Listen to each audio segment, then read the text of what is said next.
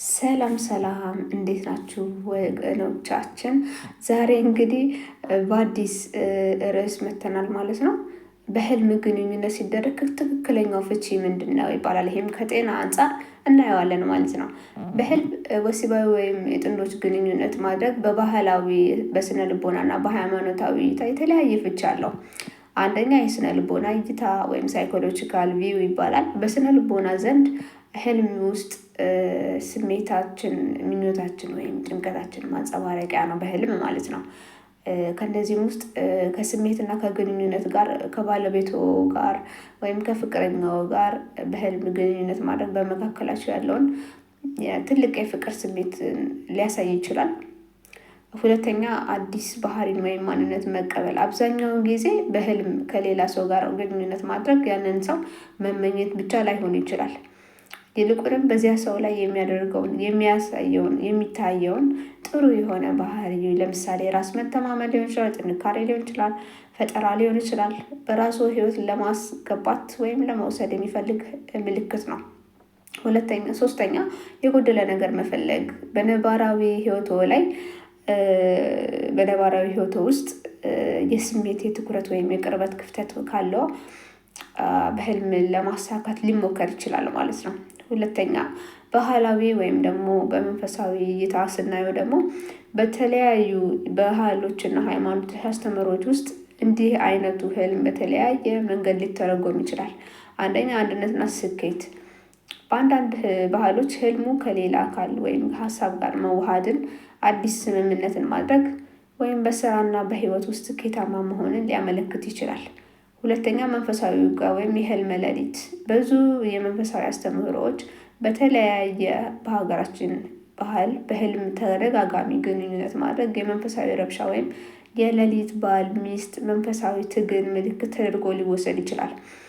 ይህም በንቁ ህይወት ላይ የድካም፣ የጭንቀት ወይም የፍቅር ህይወት መታወክ ስሜት ሊፈጥር ይችላል ማለት ነው። ህልሙን ለመረዳት ራስዎን መጠየቅ ያለብዎ ጥያቄ፣ ህልሙ ለእርስዎ ምን ማለት እንደሆነ በትክክል ለመረዳት የሚከተሉትን ነጥቦች ማሰብ ወይም መጠየቅ ያስፈልጋል ለራሳችሁ ማለት ነው። አንደኛ በህልሙ ወቅትና ከነቁ በኋላ ምን ተሰማዎት? ላይክ በህልማችሁ ሰዓትና ከነቃችሁ በኋላ ምን ተሰማችሁ? ለምሳሌ ደስታ ነው፣ ሰላም ነው ወይስ ፍርሃት፣ የጥፋተኝነት ስሜት?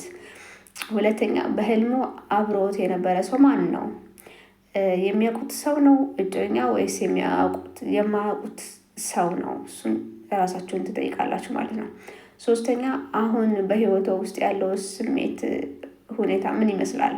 ውጥረት አለብዎ ወይስ አዲስ ነገርን እየጀመሩ ነው? ይህንንም ያሳያል ማለት ነው።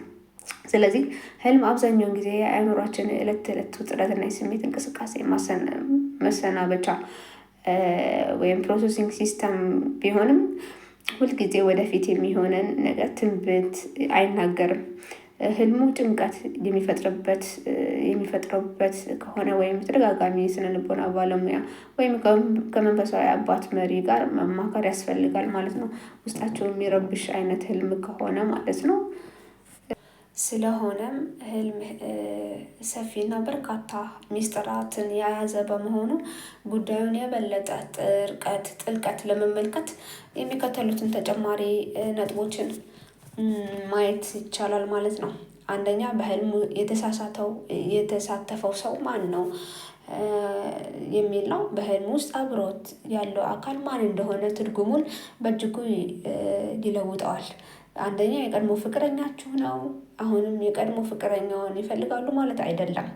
ይልቁንም በወቅቱ ከነበረው ግንኙነት የቀረ ያልተፈታ ስሜት እንዳለ ወይም ደግሞ አሁን ባሉበት ግንኙነት ውስጥ ያን ጊዜ የነበረን አይነት ስሜት ትኩረት እንደጎደለው የሚያሳይ ሊሆን ይችላል። ሁለተኛ ስራ ባልደረባ ወይም ጓደኛ ከነሱ ጋር የፍቅር ምኞት አለው ማለት ላይሆን ይችላል። ይልቁንም በስራ ቦታ በመካከላቸው ያለውን ጥብቅ የሆነ የሙያዊ ቁርኝት፣ የቡድን ስራ ስኬት ወይም እነሱ ላይ የሚታዩ አዎንታዊ ባህሪ የማድነቅ ምልክት ሊሆን ይችላል። ሶስተኛ የማያውቁት እንግዳ ሰው በውስጡ ካለ ያልወጣ ያልተገለጠ አዲስ ችሎታ፣ ፍላጎት ወይም የፈጠራ አቅም እንዳለው ያሳያል ማለት ነው። አራተኛ ደግሞ የታወቀ ሰው ከሆነ በህይወቱ እውቅና፣ ትኩረት ወይም ስኬትን የመፈለግ ትልቅ ቦታ ወይም ምኞት እንዳለው ያሳያል ማለት ነው። ሁለተኛ ህልሙ ከተፈጸመበት ቦታና ሁኔታ አንጻር በህዝብ ፊት በግልጽ ቦታ ከሆነ በህይወቱ የሆነ የደበቁት ሚስጥር ይፋ ይወጣል ብሎ በመስጋትና ወይም ሌሎች ሰዎች ስለ እርስዎ የግል ህይወት የሚሰጡትን አስተያየት ስጋት እንዳስገባዎት ያሳያል ማለት ነው። ሁለተኛ በፍርሃትና በግዴታ ከሆነ በንቁ ህይወቱ ውስጥ በቁጥጥር እንዳሉ የሆነ ነገር በግዴታ እየተደረገበት እንደሆነ ወይም የድንበር መጣስ ስሜት እንደተሰማዎት ያመለክታል። ሶስተኛ ከተፈጥሯዊ እይታ ወይም ባዮሎጂካል ፕሬስክሪፕቲቭ ስናይ አንዳንድ ጊዜ ህልሙ ምንም አይነት ጥልቅ መንፈሳዊ ወይም ስነልቦናዊ ሚስጥር ላይኖረው ይችላል። አንደኛ ለምሳሌ ሆርሞን ለውጥ በውስጣችን በሰውነታችን ውስጥ ባለው የሆርሞን እንቅስቃሴ ለውጥ ምክንያት አእምሯችን በሚተኛበት ጊዜ እንደዚህ አይነት ምስሎች ሊፈጥር ይችላል። ሁለተኛ በአካል ብቃት መነቃቃት በእንቅልፍ ወቅት የደም ዝውውር በመጨመሩ ምክንያት የሚፈጠር ተፈጥሯዊ አካላዊ ምላሽ አእምሮን ወደ እነዚህ አይነት ህልሞች ሊመራ ይችላል። ሁኔታውን ለማቃለል የሚረዱ መፍትሄዎች ህልሙ ጭንቀት፣ የጥፋተኝነት ስሜት ወይም ውጥረት የሚያስከትሉ ከሆነ ስሜቱን ይጻፉ። ከነቁ በኋላ የተሰማዎትን ስሜት በወረቀት ላይ ማስፈር ከአእምሮ ውጥረቱ እንዲወጣ ያደርጋል። የመኝታ ሰዓት አካባቢ ማስተካከል ከመተኛትዎ በፊት ከባድ ውጥረት የሚያስከትሉ ነገሮችን አለማየት፣ ለምሳሌ ፍርሃት ያለባቸው ፊልሞች ወይም ዜናዎች። ሶስተኛ መንፈሳዊ ዝግጅት በእምነትዎ መሰረት ከመተኛትዎ በፊት ጸሎት ማድረግ ወይም ሰላማዊ የሚሰጡ ነገሮችን ማሰብ አእምሮን ያረጋጋል።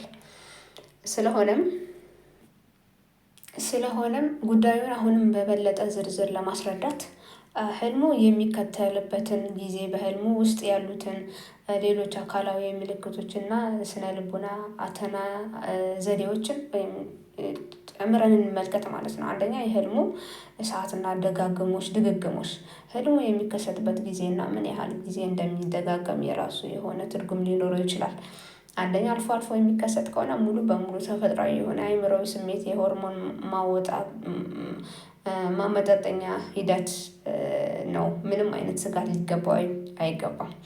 ሁለተኛ የተደጋጋሚ ከሆነ አእምሮ ገና ያልተፈታው ትኩረት የሚሻ ትልቅ ውስጣዊ ጉዳይ፣ ያልተመለሰ ፍላጎት ወይም ከፍተኛ ጭንቀት እንዳለ የሚያሳይ ምልክት ነው። ሶስተኛ ከመነቃቃት በፊት ንጋት አካባቢ በዚህ ሰዓት የሚታዩ ህልሞች አብዛኛውን ጊዜ አእምሮ ጥልቅ ህልም ጋር የተያያዙ በመሆናቸው በግልጽ የመታወስ እና ህያው የመሆን እድላቸው ከፍተኛ ነው። ሁለተኛ ከእንቅልፍ በኋላ የሚቀሩ አካላዊና አእምሯዊ ስሜት ከህልም በኋላ የሚሰማዎት ስሜት የህልሙ እውነተኛ ምንጭ እንዲታወቁ ይረዳል። በህልሙ በኋላ የሚሰማ ስሜት ድካሙና ባዶነት ስሜት ከሆነ ሊሆን የሚችለው በቂ እረፍት አለማግኘት፣ የስነ ልቦና ውጥረት ወይም ከፍተኛ ጭንቀት ማሰብ እንደዛ ሊሆን ይችላል። ጥፋተኝነት ስሜት ከሆነ በራሳችሁ ላይ ያላችሁ ከፍተኛ የሞራል የእምነት ግፊት ወይም በነባራዊ ህይወት አላስፈላጊ ውሳኔ አድርጌያለሁ የሚል ስጋት። ሶስተኛ ሰላምና እርካታ ስሜት በውስጣችሁ ያለው የስሜት መረጋጋት፣ አዲስ ጥንካሬ ማግኘት ወይም የስሜት ክፍተቶችን መሙላት ሊሆን ይችላል። ህልሙን በጤናማ መንገድ የመጋፈጥ ዘዴዎች ህልሙ ረብሻ ወይም አላስፈላጊ ስሜት የሚፈጥርብዎ ከሆነ የሚከተሉትን ተግባራዊ መፍትሄዎች መጠቀም ይችላሉ።